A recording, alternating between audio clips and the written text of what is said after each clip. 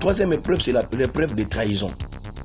Dans le parcours du combattant, il y a ce qu'on appelle épreuve de trahison. Dans Genèse 37, verset 18, les frères de Joseph le virent de loin et avant qu'il fût près d'eux, ils complotèrent de le faire mourir. Épreuve de trahison. Joseph, avec la vision de Dieu, se retrouve dans un trou. On l'a jeté dans un puits. La vie pleine de promesses bascule et devient une vie sans avenir, sans issue. Bien-aimés, même avec la vision de Dieu dans nos vies, tout peut nous arriver. Tout peut arriver. L'épreuve de trahison nous apprend comment surmonter les inattendus, comment s'attendre à tout. Car dans la vie, si rien ne te surprend, c'est toi qui surprendras la vie. C'est toi qui surprendras la vie. Plus rien ne doit t'étonner dans la vie. Plus rien.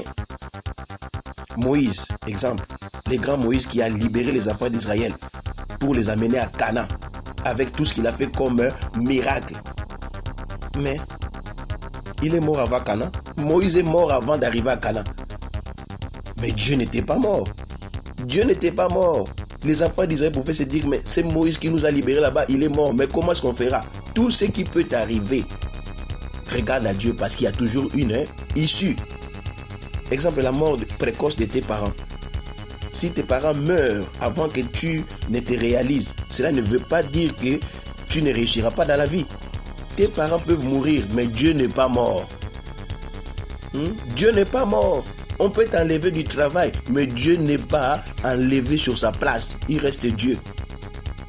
Tout ce qui peut arriver à Dieu ne peut pas amoindrir ta grâce. Regarde à Dieu. Dans le livre de Romains chapitre 8, du verset 39 au verset 38 au verset 39, la Bible dit « Car j'ai l'assurance que ni la mort, ni la vie, ni les anges, ni les dominations, ni les choses présentes, ni les choses à venir, ni les puissances, ni la hauteur, ni la profondeur, ni aucune autre créature ne pourra nous séparer de l'amour de Dieu manifesté en Jésus-Christ, notre Seigneur. » Tout peut nous trahir dans la vie. Tout. Mais la vision de Dieu sur ta vie ne trahira jamais. Dieu a dit aux enfants d'Israël, je vais vous amener à Canaan. Avec ou sans Moïse, ils sont arrivés à Canaan. Donc Dieu demeure fidèle. Quels que soient les moyens qu'il peut utiliser, sa fidélité demeure à toujours. Quatrième épreuve, c'est l'épreuve du nouveau départ. Dans Genèse 39, 1 à 4, la Bible dit, on fit descendre Joseph en Égypte et Potiphar, officier de Pharaon, chef des gardes égyptiens, l'acheta des Ismaélites qu'il y avait fait descendre. L'Éternel fut avec lui et la prospérité l'accompagna. Il habitait dans la maison de son maître l'Égyptien. Son maître vit que l'Éternel était avec lui et que l'Éternel faisait prospérer entre ses mains tout ce qu'il entreprenait.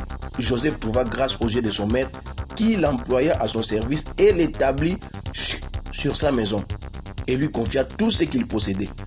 L'épreuve du nouveau départ. L'épreuve du nouveau départ nous apprend qu'il n'est jamais trop tard dans la vie. Tant que Dieu n'a pas dit son dernier mot, il n'est jamais trop tard. Que rien n'est fini tant que Dieu n'a pas dit que c'est fini. Alors ne vous découragez jamais. Ne vous découragez jamais quand la vie vous trahit, de quelque manière que ce soit. Car Dieu, lui, il demeure fidèle. Il demeure fidèle, il ne trahit jamais. Il ne trahit jamais. Ne te fie pas à tout ce qui t'arrive. Fie-toi à la fidélité de Dieu. Voyons la vie de Joseph. Nous pouvons nous poser certaines questions. Est-ce que Joseph était le chouchou de Dieu?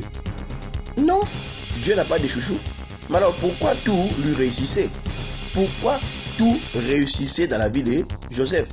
Bien aimé, tout réussissait dans la vie de Joseph parce que Joseph savait oublier le passé. Et il savait regarder l'avenir avec confiance. Nous le voyons, très bien. Bien que Potiphar n'avait pas acheté un esclave dessus, quand Potiphar a acquis Joseph, il n'était pas aigri. Joseph n'était pas un esclave déçu par la trahison de ses frères. Il n'était pas un esclave abattu par son avenir gâché, ni un esclave blessé intérieurement par la méchanceté de ses frères pour devenir aigri. Mais Potiphar avait acheté un esclave joyeux, un esclave souriant, parce que Joseph avait pardonné ses frères et il s'était libéré du fardeau de leurs péchés et s'ouvrait à la nouvelle vie qui s'offrait à lui. Et Potiphar remarqua cela. Potiphar remarqua cela. C'est pourquoi aussi Dieu était avec Joseph et faisait réussir tout ce qu'il entreprenait, car son cœur était libre, pur, sans rancune. Bien aimé, la Bible dit dans Ésaïe 43, 18 à 19, ne pensez plus aux événements passés et ne considérez plus ce qui est ancien. Voici, je veux faire une chose nouvelle sur le point d'arriver. Ne la connaîtrez-vous pas? Je mettrai un chemin dans le désert et des fleuves dans la solitude. Bien aimé dans le Seigneur, si tu veux que l'avenir te remarque, oublie le passé. Souris à l'avenir. Car tout celui qui reste dans le passé, il devient dépassé. Et celui qui regarde l'avenir verra des choses venir. Bien aimé, Dieu est fidèle. Dieu est fidèle. Dieu a béni Joseph chez Potiphar et Potiphar l'a compris. Potiphar a établi Joseph sur toute sa maison et Potiphar lui confia tout ce qu'il possédait.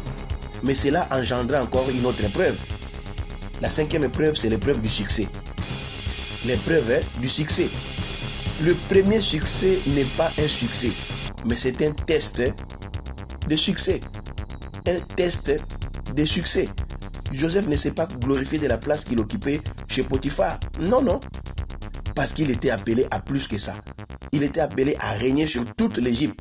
Alors qu'est-ce que la maison de Potiphar pouvait représenter par rapport au règne d'Égypte? Il y a une différence entre le succès et la gloire. Le succès est temporel, mais la gloire est éternelle. Bon, prenons l'exemple sur le plan footballistique. Le succès de Lionel Messi, ou bien de Samuel Eto'o, ou bien n'importe quel joueur, ne peut pas être comparé à la gloire du roi Pelé. Bon, je parle terre à terre par rapport aux exemples mondains. Ça ne peut pas être comparé à la gloire du roi Pelé. Bien aimé, nous sommes appelés à aller de gloire en gloire et de victoire en victoire. Alors ne gaspillons pas tout à cause de certaines bénédictions. Car il y a plus que ça. Avec Dieu, il y a toujours plus que là où nous sommes.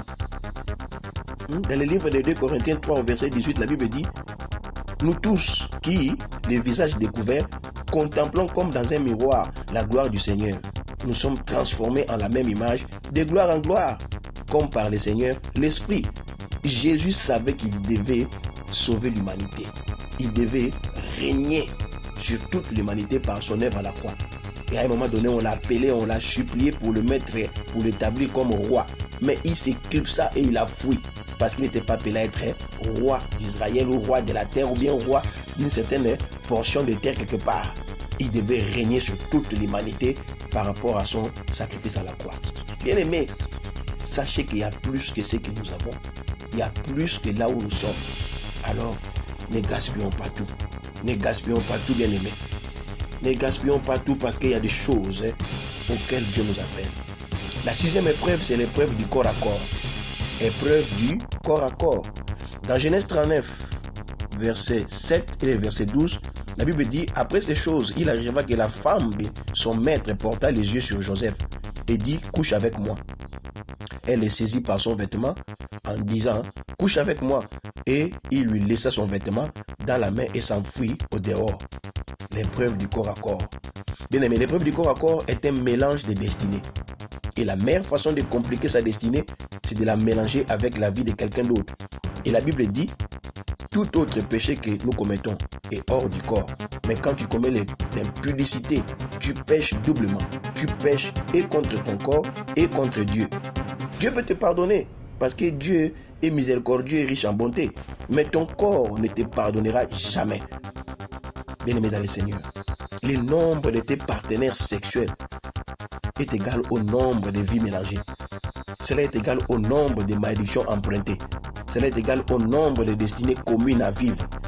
Dans 1 Corinthiens 6, au verset 16 et au verset 18, la Bible dit: loin de là, ne savez-vous pas que celui qui s'attache à la prostituée est un seul corps avec elle? Car, est-il dit, les deux deviendront une seule chair. Fuyez l'impudicité. Quelque autre péché qu'un homme commette, ce péché est hors du corps. Mais celui qui se livre à l'impudicité pêche contre son propre corps. Contre son propre corps. Notre corps n'est pas miséricordieux. Notre corps n'est pas riche en bonté dans la colère. Alors, ne comptons pas sur notre corps pour pardonner tout ce qu'on a eu à commettre comme péché contre lui. Dieu, il est miséricordieux, à tout moment il pardonne. Donc Dieu nous regarde par rapport à cette épreuve du corps à corps. À cette épreuve du corps à corps. La septième épreuve, c'est l'épreuve du temps.